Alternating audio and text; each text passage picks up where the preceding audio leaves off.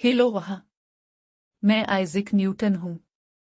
मैं ज्यादातर सालगिरहों की तरह गर्मी के धूप वाले दिन पैदा नहीं हुआ था, लेकिन एक छोटे से अंग्रेजी गांव में क्रिसमस की सुबह बहुत पहले।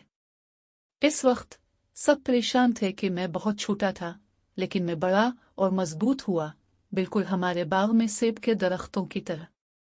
वो सेब के दरख्त मेरे बेहतरीन दोस्त थे।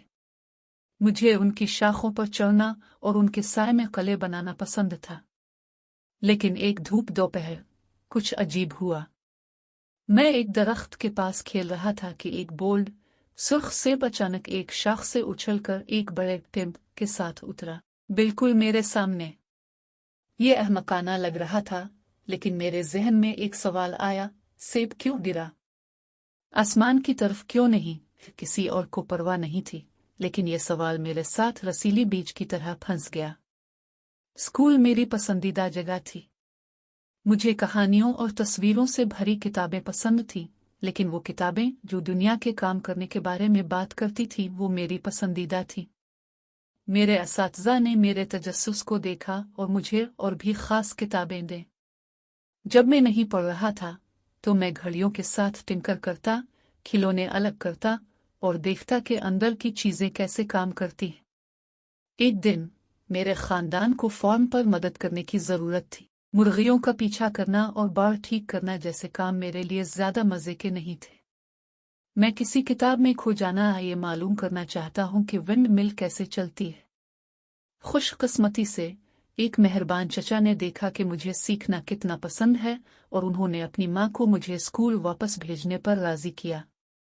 जैसे जैसे मैं बड़ा होता गया, दुनिया के बारे में मेरे सवालात भी बढ़ते गए। चांद रात को क्यों जागता था जबकि मेरी गेंद हमेशा जमीन पर लुढ़कती थी? बारिश के दिन के बाद अंदर खुश को इतना रंगीन किस चीज ने बनाया?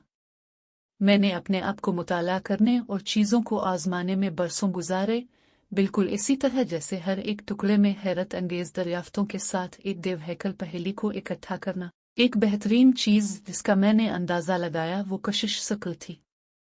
ये एक गैर मरी तार की तरह है जो हर चीज को जमीन की तरफ खींच लेती है, बिल्कुल इस लजीज सेब की तरह। मैंने ये भी सीखा कि रोशनी किस तरह काम करती है, गेंदें एक धक्के के बाद क्यों घूमती रहती हैं, और यहाँ तक कि रियाजी कहलाने वाले खुसूसी फिगर्स के जरिए ख्यालात को कैसे लिखना है। मेरी दरियाफ्तों ने लोगों को दुनिया को बिल्कुल नए तरीके से समझने में मदद की। ये जानकर हैरत हुई कि मेरा तजस्सुस एक उछालते हुए सेब से पैदा हुआ इतनी बड़ी चीजों का बाइस बन सकता है।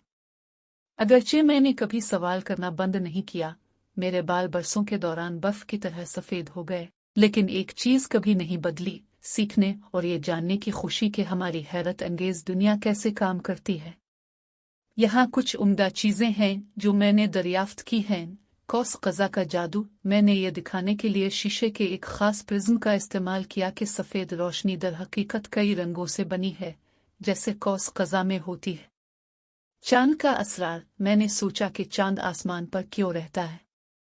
इसकी वजह यह है कि ज़मीन अपनी कशिश शक्ल के साथ खींचती है, बिल्कुल इसी तरह जैसे ज़मीन सेब को खींचती है। मुतहर्रिक मामलात। मैंने 3 L इस वक्त तक हरकत करना पसंद नहीं करती जब तक कि आप उन्हें धक्का खींच ना लें। दूसरा कहता है कि हरकत करने वाली चीज़ें वक्त के साथ साथ सुस्त हो जाती हैं, और आखिरी कहता है कि हर धक्के के लिए हमेशा मुखालिफ समत में एक खींचातानी होती है।